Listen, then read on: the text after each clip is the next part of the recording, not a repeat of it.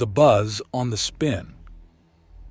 He knew she was coming when the lights dimmed and began only projecting into slats. Clearly Miss Minnesy has been watching a lot of old-school film noir. Bit of a pity. He preferred more 80s cheese, as evidenced by his unending Magnum PI look. "What is going on?" Ms. asks, and Hoagie sighs. "The station commander is coming and she's trying to set a mood." Hoagie answers, "If you want to add to it, lounge around with your weapons out." Needing no further encouragement to pose around and look their best, they scatter around the office and begin checking their weapons. Soft piano music starts to play, and something strange happens to the lights and color seems to bleed away. In response, Hoagie reaches around and pulls out a jacket to wear over his outfit. Colorless or not, a Hawaiian pattern clashes badly with the aesthetic. "What is she even going with?" Deriz asks, and Hoagie sighs. "There's an old style of film, well, old by human standards, known as a film noir.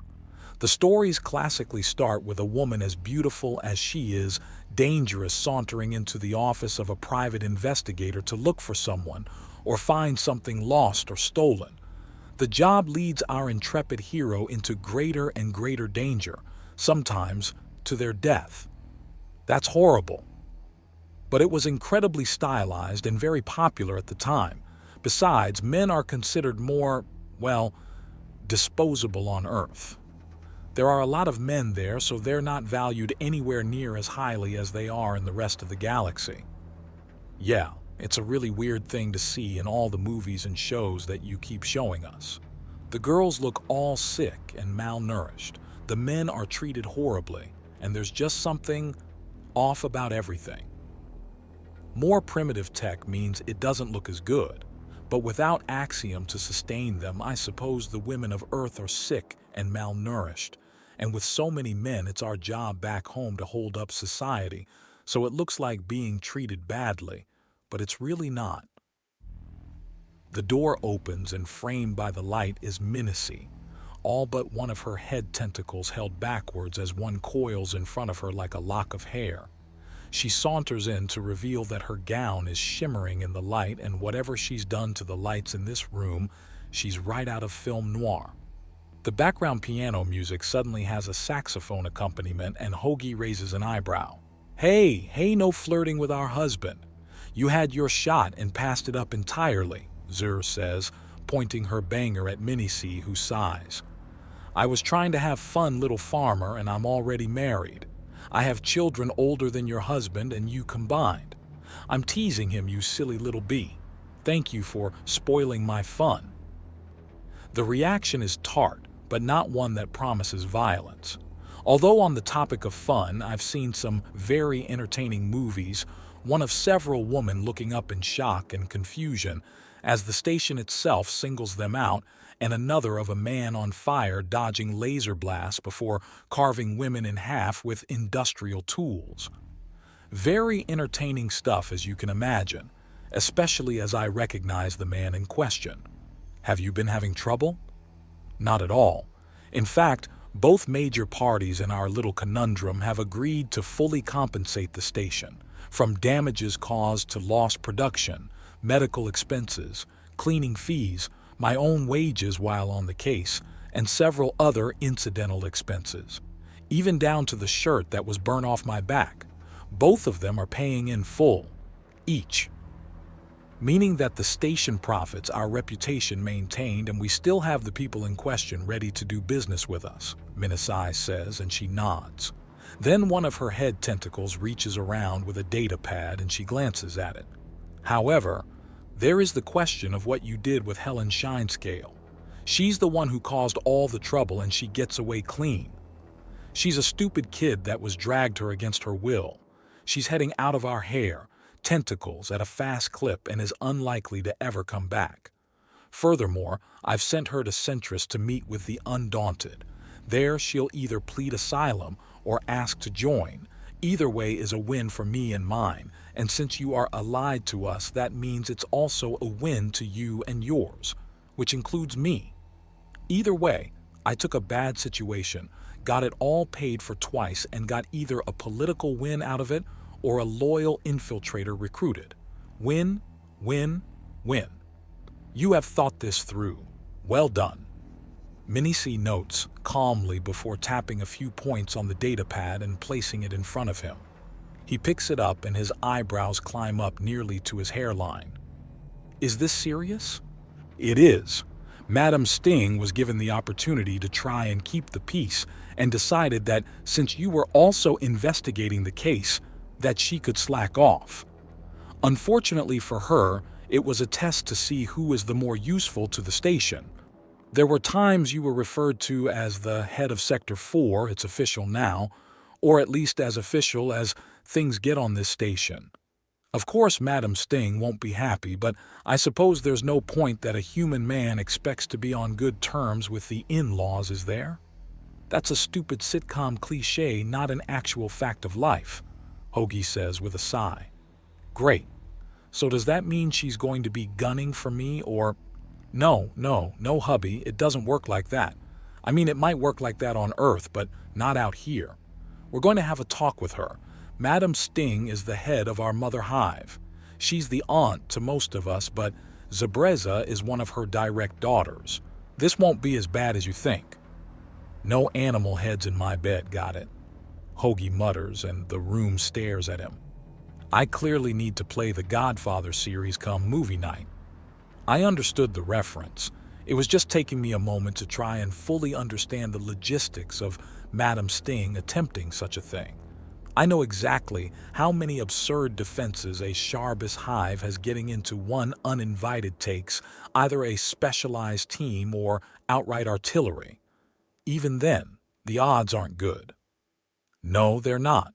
It was mostly a joke, Hoagie replies as he glances around. Can we color back, please?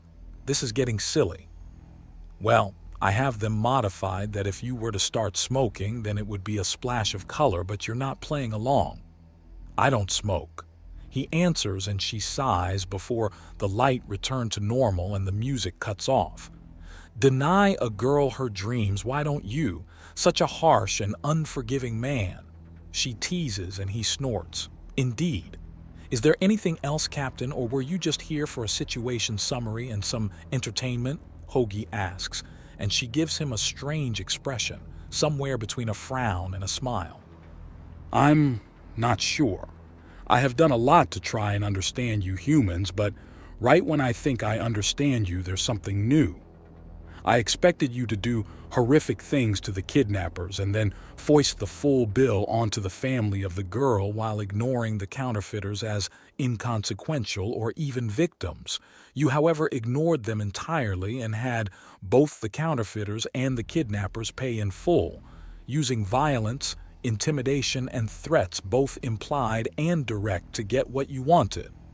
Is there a problem? No, but it was a surprise. I did expect you to follow things to the end and figure out all the details, but not to resolve it this way. It appears I have more to learn about humans. Much like I have more to learn about every people I come across.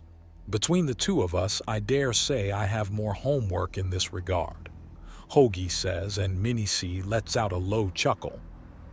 Oh? Such as how your own wives keep surprising you. Somewhat. I'd explain in detail, but I'm pretty sure those are Charbus secrets that aren't allowed out of the hive, Hoagie says, and there's a lot of nodding all around from his wives. Yes, the grand mysteries of Charbus hives. Everyone quiets up about it and just says that it's better than we think and you're fine. You know, there are entire movie series about it being evil honey-based brainwashing and mind control, right? Minicy teases, and there are a lot of deliberately neutral faces around the office. They're favorites on movie night, Hoagie says blandly as he recalled the movies that had the inside of Charbus hives look like actual beehives crossed with the sheer amount of bullshit from the alien movies with the husband woven into the walls to bee service by his wives on the regular and not allowed to die. Completely insane, but a funny insane. I see. Well, seeing as you're not reeking of honey and don't have a waxy pallor to your skin, I'll assume they're just nonsense. Best of luck dealing with the in-laws. Don't worry about me, I've got an army at my back. So does she, Minisi reminds him.